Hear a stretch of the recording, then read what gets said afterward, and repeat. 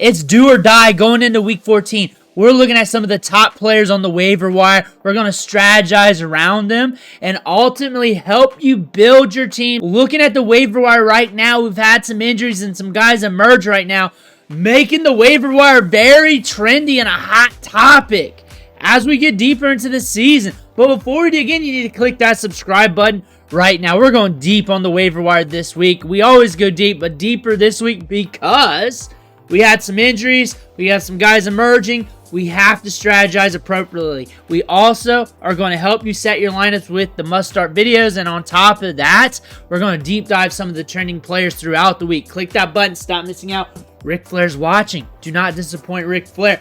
We're going to start off with Jordan Mason. There's a lot to say here, and it's more than just Jordan Mason. We'll get to that as well.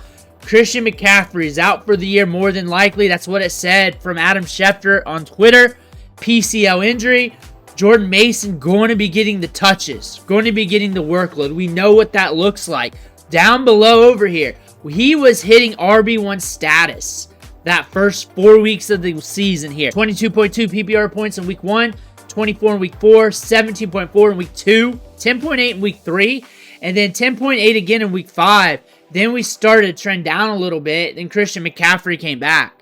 That being said, Christian McCaffrey's not coming back. We saw that injury last night. It was not looking good.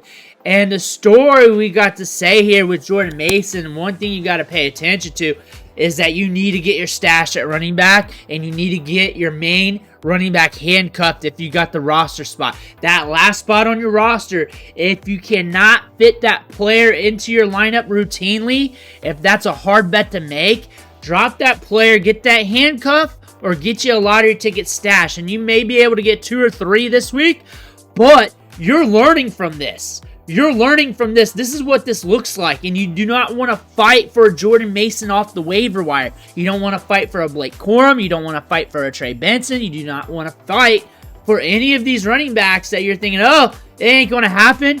They ain't going to get the workload. Then all of a sudden, bam, Jordan Mason going into the season. A lot of people would have said the same thing. And then he reeled off these games. Recency bias letting you think that Jordan Mason is a guy that's just going to hit. But with some of these other young running backs can do the same, like a Braelon Allen.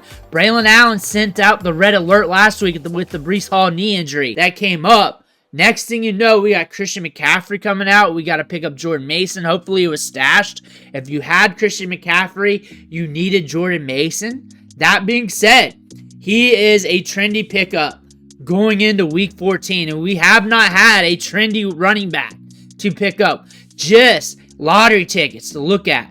Guys who are going into more workload that are not big-time prospects that hit previously in fantasy football. Guys like Trey Sermons. We had the Trey Sermons. Now we got a Jordan Mason here. Rolling into the fantasy playoffs that you can lean into for the back 9 of the season. Braelon Allen, same thing. Same thing. Breece Hall came out of that game. He came back in, and it was the knee, and it was bugging him. And we saw that clipped up on Twitter, people talking about it. Orthopedists were talking about it and everything else. And he came back into that game. That's a red alert. Braelon Allen sounded that red alert last week. He's got to pick up off waivers still. If I had Breece Hall, I'm getting Braelon Allen. I'm looking at Isaiah Davis too. I'm looking at this. He can be productive in this offense. He was talked up heavy. The first 5 weeks of the season, he was getting work. He was getting work in the passing game. Had that one RB1 week. Has the upside for that. And if they decide to scale back Breece Hall because they lost another game, why they need to pound him out, I don't know. They don't need to go to Pound Town with Breece Hall. Braelon Allen could be getting more workload. Could be seeing more touches, more opportunities. Something to pay attention to. But you need to have him cuffed up going into the playoffs. Sincere McCormick getting some work here. 12 carries, 64 yards. The thing about this, when you look at the incumbent starting running backs, Alexander Madison and Zamir White, it's not like they're undeniable. It's not like they're generational talents. It's not like they're so productive and they just got hurt. It's the fact that this backfield is very ambiguous. So if he continues to play well and carves out more of a role, we might see Sincere McCormick do something. We might see him do something on the back end of the season because the Raiders ain't looking good. They ain't going to win a Super Bowl. Maybe they play around with these running backs. Sincere McCormick got 12 carries and 12 targets, 14 opportunities last week against the Chiefs. tough defense to nail down at running back. That being said, something to pay attention to. I look at him more as a lottery ticket play, but a lottery ticket you may want to look at. He was very productive in college. He will get a You Need video this week. Kimani Vidal. We're talking him up again this week because Gus Edwards, 6 carries, 32 yards. Numbers-wise, not so bad. Kimani Vidal, 4 carries, 20 yards. More explosive, has more routes ran than both Gus Edwards and Hassan Haskins combined. Good in the passing game, can catch it out of the backfield. Has more RB2 weeks in this season than Hassan Haskins has had on his career. That being said, Kimani Vidal has some upside. And I know the market sentiment here, because I dropped the videos, a lot of people rather stash Kimani Vidal than just play around with the touches of Gus Edwards. Gus Edwards can volume into production. That could potentially happen, and that will happen in some games, especially if the game script flows right and he's still the lead back. Kimani Vidal could accidentally blow up on a couple carries. Next thing you know, it's his job.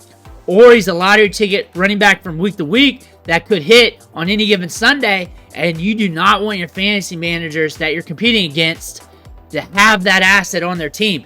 Nick Westbrook, all he does is score touchdowns, and we got to take him more seriously now because we've only had one game without a score since week 6. Been productive. We're getting targets downfield.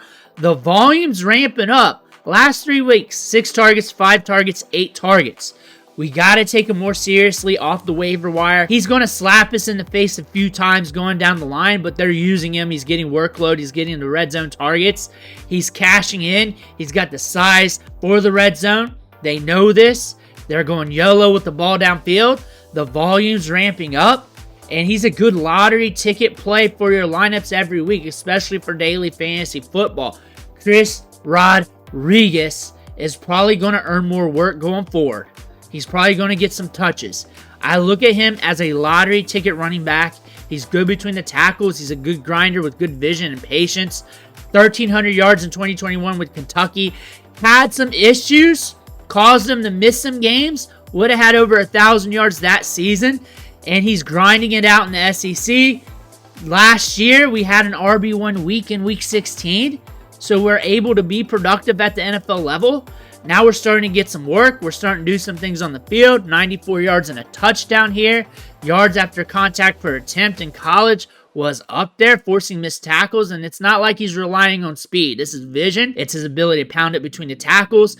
He's an all-around solid running back prospect. So this is another lottery ticket running back to look at for your fantasy team down the stretch. But when I'm looking at these lottery tickets, I want to make sure I'm good and handcuffed, and I also want to have a lottery ticket running back just in case. Just in case. But if I can't fit it, at least have the handcuff for your main squeeze running back, because you do not want to fight for that off the waiver wire if your running back goes down with an injury, because that will decimate you. That will crush you. And a lot of starting running backs have not went down yet this year. Only a few of them, like a Devin Singletary, Jonathan Taylor for a little bit, Christian McCaffrey. Not that many. We usually get a little bit more. So maybe it's being saved for the back end of the season. Get your handcuff. Drop that player you're not using much, because that player you're not going to win your league with anyways unless you just happen to put them in your lineup. But if you're not starting them anyways, why do this and just have that lottery ticket play? More often than not, it's not going to work out for you, but get it. But get it. See what you can get off the waiver wire. Get that stash. Have that racked up. 1 to 2, 3 max. Most leagues you're not going to be able to get 3, but some of you can.